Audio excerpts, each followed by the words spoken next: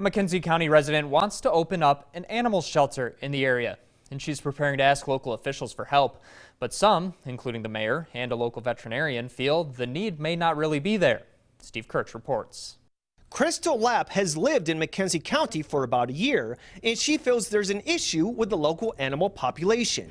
We noticed that the amount of rehoming done on social media and through Craigslist was pretty astronomical for this area. And Lapp soon found out there was no local rescue in the area, so she started up her own nonprofit in January, Barkin' in the Bakken. In 9 weeks, she has rescued 66 animals who are being cared for by 35 foster families. So we provide all of the food, bowls, leashes, anything that your pet would need, we provide that for all. Now she says her resources are starting to run thin, and she would like to open up an animal shelter for the area, and she's exploring the idea of asking the city of Watford or the county to donate land or an abandoned building for a nonprofit shelter. We will have a warm, safe, secure area that people can come in and actually meet these animals, which would increase their adoptability. Before Lapp arrived, lost and abandoned animals were being transported by the police department to local veterinary center.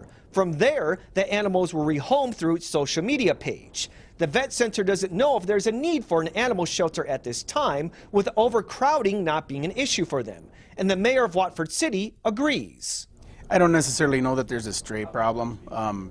I think a lot of the animals that are picked up are loose, not necessarily stray. In 2018, the police department transported 129 cats and dogs to the veterinary center.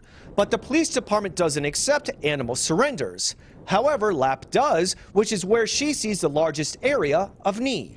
But what I'm finding is I'm getting most of the owner surrenders in most of the hard behavioral and medical cases. Lapp says sometimes families have to surrender animals because of the cost associated with it. So I called a few apartment complexes in Watford City.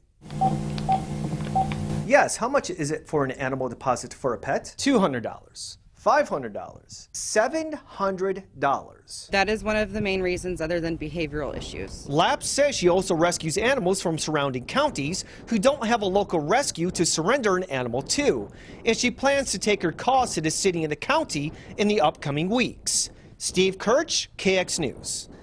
Lapp says of the 66 animals she's rescued, 44 have found new homes. Hopefully, they're forever homes.